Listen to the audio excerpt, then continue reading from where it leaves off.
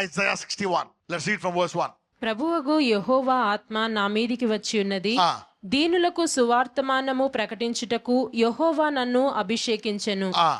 నలిగిన హృదయము గల వారిని దృఢపరచుటకును, చెరలోనున్న వారికి విడుదలను, బంధింపబడిన వారికి విముక్తిని అంటే ప్రకటించుటకును. ఎన్ని జరగాలంటే ఏం రాబోతుందంట? అభిషేకము అనండి. The anointing is going to change everything. అభిషేకం అన్నిటిని మార్చేస్తాను. చదవమ్మా. యెహోవా హితవత్సరమును మన దేవుని ప్రతిదండన దినమును ప్రకటించుటకును, ఎప్పుడైతే అభిషేకం వస్తుందో అదేంటంట? యెహోవా యొక్క హితవత్సరము. దుఃఖాక్రాంతులనందరినీ అంటే ఓదార్చుటకును, దుఃఖాక్రాంతులు అంటే నీవు దుఃఖములో బాగా బాధపడుతున్న కాలము అభిషేక కాలము.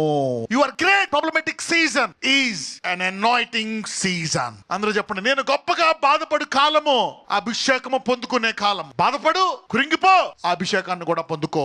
రాబో వాటి గురించి ఆనందించు. Have a mixed feelings. Jehovah హితవత్సరము మన దేవుని ప్రతిదినమును ప్రకటించుటకు నువ్వు దుఃఖాక్రాంతులు అందరినీ. ఎంతమంది అంట? ఈ అభిషేకం ఎంత గొప్పగా ఉంటదంట, ఎవరు మిస్ అవ్వరంటే ఎవ్రీవన్ విల్ బి డెలివర్డ్ అనుకోవచ్చు. కొంతమందికి జరుగుతుంది, కొంతమంది లేదు. The anointing will not do like that. వారి గోత్రములలో బలహీనుడు ఒక్కడు కూడా లేడు.